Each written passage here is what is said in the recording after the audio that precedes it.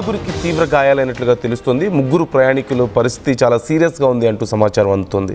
ఈ ప్రమాద సమయంలో మొత్తం 7 అందులో ఉన్నారు. 9 మంది పట్టేటువంటి ఒక చిన్న ఫ్లైట్ ఇది రూర్కెలా నుంచి భువనేశ్వర్ వెళ్తుండగా ఈ ప్రమాదం చోటు చేసుకుంది. ఇండియా వన్ ఎయిర్కి సంబంధించినటువంటి ఇండియా వన్ ఎయిర్ అనే కంపెనీకి సంబంధించినటువంటి ఫ్లైట్ ఇది. 9 మంది 9 సీటర్ ఫ్లైట్గా తెలుస్తోంది. రూర్కెలా నుంచి భువనేశ్వర్ వెళ్తుండగా మరొక 10 కిలోమీటర్ల డిస్టెన్స్ ఉంది అనగా ఒక్కసారిగా ఈ ఘటన చోటు చేసుకుంది.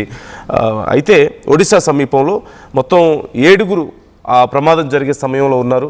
6గురికి తీవ్ర గాయాలైనట్లుగా తెలుస్తుంది. 6 ప్రయాణికులు, ఒక పైలట్ ఆ సమయంలో అందులో ఉన్నట్లుగా తెలుస్తుంది. అయితే ఈ ప్రమాదానికి సంబంధించిన కారణం ఏంటి అనేది ఇంకా తెలియలేదు. మీరు స్క్రీన్లో చూస్తున్నారు చిన్న ఫ్లైట్ అది. సహజంగా ఏవైనా కార్యక్రమాలకు అక్కడ టూరిస్టులకు సంబంధించి కానీ లేదంటే ప్రైవేట్ కార్యక్రమాలకు సంబంధించిన సర్వీసెస్లో ఇలాంటి చిన్న చిన్న ఫ్లైట్స్ని యూజ్ చేస్తూ ఉంటారు. కొంచెం స్మాల్ డిస్టెన్స్లోనే ఇవి సహజంగా ప్రయాణం చేస్తూ ఉంటాయి. అయితే ఒక్కసారిగా ఈ ఫ్లైట్ కూలిపోవడంతో అక్కడంతా కూడా తీవ్ర గందరగోళం. చుట్టూ ఒక చిన్న విలేజ్కి దగ్గరలో పొలాల్లో ఈ ఫ్లైట్ కూలిపోయినట్లుగా తెలుస్తోంది. అయితే ఆ విలేజ్కి సంబంధించిన వాళ్ళ మీద ఎలాంటి శకలాలు పడకపోవడంతో పెను ప్రమాదం తప్పింది అంటున్నారు. కానీ అసలు ఈ ప్రమాదం ఎలా జరిగింది అనేది మాత్రం ఇంకా కనుక్కునే పనిలో ఉన్నారు. ఇప్పటికే టూరిజం డిపార్ట్మెంట్కి సంబంధించిన ఒక టీం కూడా అక్కడికి చేరుకుంటుంది. రెస్క్యూ టీం చేరుకుంది. వెంటనే అక్కడ ఆ ఫ్లైట్లో ఉన్న వాళ్ళందరినీ కూడా హాస్పిటల్కి తరలించారు, చికిత్స అందిస్తున్నారు. ఒక 3గురికి కండిషన్ చాలా సీరియస్గా ఉన్నట్లుగా తెలుస్తుంది. తీవ్రమైన దెబ్బలు తగిలినట్లుగా తెలుస్తుంది. విమానం ముందు భాగం పూర్తిగా డ్యామేజ్ అవడాన్ని మీరు చూడొచ్చు. అదిగో మీరు చూస్తున్నారు. అక్కడ ఉన్నటువంటి ఇంజిన్ పార్ట్ బాగా డ్యామేజ్ అవడాన్ని మీరు గమనించవచ్చు.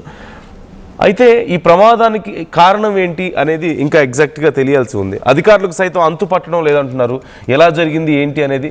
పైలట్ కూడా చాలా గందరగోళమైనటువంటి సమాధానాలు చెప్తున్నాడు అంటూ తెలుస్తోంది. సహజంగా రన్నింగ్లో ఉన్న సమయంలో ఎప్పటికప్పుడు పైలట్ కమ్యూనికేట్ అయ్యే ప్రతి విషయం బ్లాక్ బాక్స్లో అక్కడ రికార్డ్ అవుతూ ఉంటుంది. అయితే ఇప్పుడు ఆ బ్లాక్ బాక్స్ పరిశీలించిన తర్వాత పూర్తి స్థాయిలో డీటెయిల్స్ మేము తెలియజేస్తాం. అలాగే విమానానికి సంబంధించి కూడా ఇప్పటికే మేము చెక్ చేస్తున్నాం ప్రాపర్గా అంటూ చెప్తున్నారు. మరోవైపు రెస్క్యూ టీంతో పాటు ఒక టూరిజం డిపార్ట్మెంట్ టీం కూడా అక్కడికి చేరుకుంటుంది. ఈ ప్రమాదానికి గల కారణం ఏంటి అనే దానికి సంబంధించి వాళ్ళు కూడా ఆరా తీయబోతున్నట్లుగా తెలుస్తోంది. సహజంగా ఆ ప్రాంతాల్లో టూరిజంకి సంబంధించినటువంటి కొన్ని ట్రిప్స్ కూడా చూస్తూ ఉంటాం. ఇలాంటి చిన్న చిన్న విమానాలు, హెలికాప్టర్స్లో ఈ ట్రిప్స్ జరుగుతూ ఉంటాయి. ఈ నేపథ్యంలో వాళ్ళు కూడా ఈ విషయంలో చాలా క్లియర్గా డీటెయిల్స్ తెలుసుకుంటున్నట్లుగా మనకి సమాచారం అందుతోంది. పూర్తిగా విమానం ముందు భాగం అంతా కూడా నుజ్జునుజ్జయింది.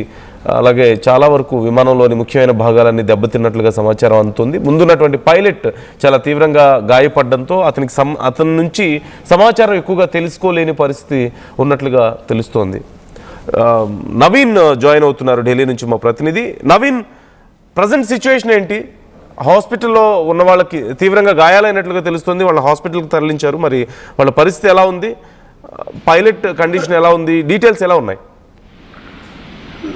నందు, అంటే ఈ యొక్క క్రాష్ లో మాత్రం ఇప్పటివరకు 7గురికి తీవ్రంగా గాయాలని కూడా తెలుస్తుంది. వారు ఏమంటే అక్కడ ఉన్నటువంటి భువనేశ్వర్ ఆసుపత్రి కూడా తరలించినటువంటి పరిస్థితి నెలకొంది. అయితే ఈ యొక్క ఇండియా వన్ ఎయిర్ క్రాఫ్ట్ అంటే ఇది ప్రైవేట్ విమానం. ఇది రూర్కెలా నుంచి భువనేశ్వర్కి వెళ్తున్నటువంటి ఆ సమయంలోనే ఈ యొక్క క్రాష్ కూడా జరిగినట్టు కూడా తెలుస్తుంది. వెంటనే అక్కడ ఉన్నటువంటి స్థానికులు వారిని బయటికి తీసేందుకు కూడా ప్రయత్నం చేశారు. వెంటనే ఫైర్ సేఫ్టీ సంబంధించినటువంటి అధికారులు అందరూ రెస్క్యూ ఆపరేషన్స్ కోసం అక్కడికి వెళ్ళి అక్కడ చిక్కున్నటువంటి వారిని బయటికి కూడా తీసుకొచ్చి అక్కడ సమీపంలో ఉన్నటువంటి రూర్కెలా అక్కడ ఉన్నటువంటి ప్రభుత్వ ఆసుపత్రి కూడా కొంతమందిని తరలించారు. మిగతా కొంతమందిని అక్కడ ఉన్నటువంటి స్థానిక ప్రైవేట్ ఆసుపత్రి కూడా తరలించినట్టు కూడా తెలుస్తుంది. అయితే దీనికి సంబంధించినటువంటి టెక్నికల్ ఇష్యూస్ వల్లనే ఈ యొక్క క్రాష్ అనేది కూడా జరిగినట్టు కూడా తెలుస్తుంది. ఇంకా పూర్తి స్థాయిలో ఇంకా సమాచారం అయితే రావాల్సింది. ఎందుకంటే ఏవియేషన్ సంబంధించినటువంటి టీమ్స్ కూడా ఆ ప్రాంతం కూడా చేరుకున్నారు. అక్కడ ఏ విధంగా కూలింది, అక్కడ ఉన్నటువంటి క్రాష్ అవుతున్నటువంటి సమయంలో పైలట్ ఏటీసీకి ఎటువంటి సమాచారం ఇచ్చారు,